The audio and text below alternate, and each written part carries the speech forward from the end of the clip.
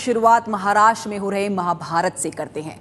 Shiv Sena BJP के बीच गठबंधन का नया फॉर्मूला सामने आया है। इस पर सहमति हो सकती है। फॉर्मूला ये है कि 288 में से शिवसेना 159 और बीजेपी 129 सीटों पर लड़े। 159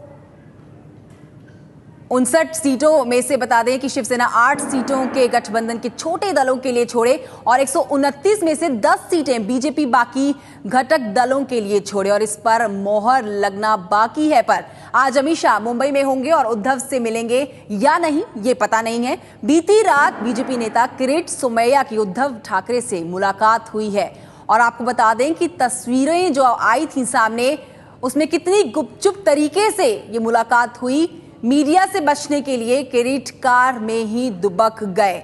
बड़ी खबर बता रहे हैं कि अब जो नया फॉर्मूला है उसमें 159 सीटों पर लड़ेगी शिवसेना और 129 सीटों पर बीजेपी लड़े। ये नया फॉर्मूला अब सामने आया है, लेकिन इस पर मोहर अभी नहीं लगी है। 18 सीटें जो होंगी वो गठबंधन के बाकी सहयोगी जो हैं उनके पास जा सकती हैं। ये सूत्रों के मुताबिक बड़ी खबर बता रहे हैं। और अब आप तस्वीरें देखेंगे आप बीजेपी नेता किरीट सोमैया की।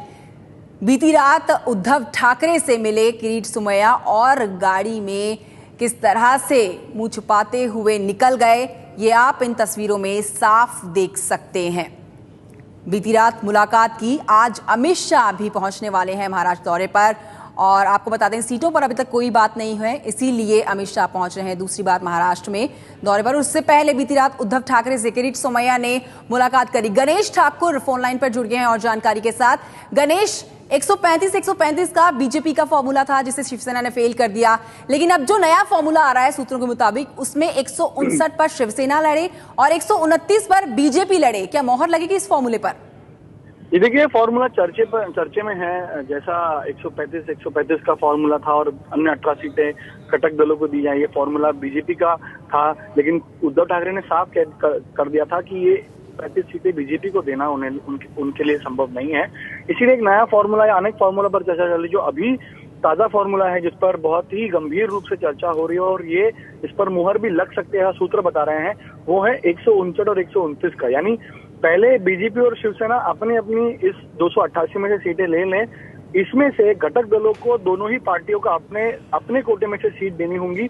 सूत्र बता रहे हैं कि 159 में से शिवसेना 8 सीटें घटक दलों को दे सकती है, उस पर चर्चा करेगी और भाजपा 129 में से 10 सीटें अपने घटक दलों को दे सकती है अपने कोटे में से, ऐसी चर्चा है। और इस फॉर्मूला पर चर्चा जारी है। जो देश में उपचुनाव के नतीजे आए हैं उसके बाद में भाजपा का जो दावा था वो थोड़ा कमजोर पड़ता नजर आ रहा है और शिवसेना ने पहले ही स्पष्ट कर दिया है कि वो 135 सीटें भाजपा को इस कोटे में से नहीं दे सकती हैं। इससे पहले विधानसभा चुनाव में फॉर्मूला दोनों ही पक्षों का होता था, 117 और 171 पर शिवसेना लड़ती थी, 117 पर बीजेपी लड़ती थी, लेकिन अब घटक दल आ गए हैं तो उनको भी सीटें देनी है, इसलिए सीटें उन दोनों की कम होंगी। इस बार 159 और 129 पहले भाजपा, बीजेपी और शिवसेना एक दूसरे को बांट देंगी, उसके बाद में अपने कोटे में से घटक दलों को सीटें दी जाएंगी। ऐसा फॉर्मूला या ऐसी चर्चा जारी है और इस फॉर्मूला पर मुहर लग सकती है, ऐसा सूत्र बताते हैं। लेकिन जो उपचुनाव के नतीजे उसके बाद में कल रात को शिवसेना के कुछ नेताओं ने ये जरूर कहा है कि 129 सीटें भी देना सही नहीं होगा, बीजेपी को 126 सीटों तक सीमित करना चाहिए।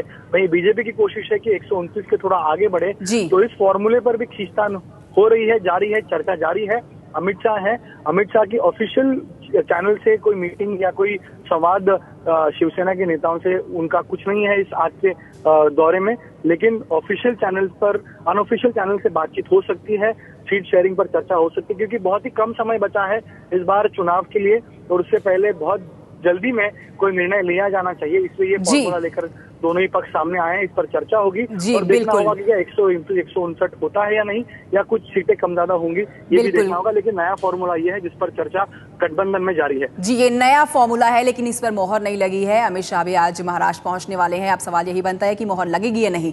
शुक्रिया गणेश ठाकुर जानकारी देने के लिए।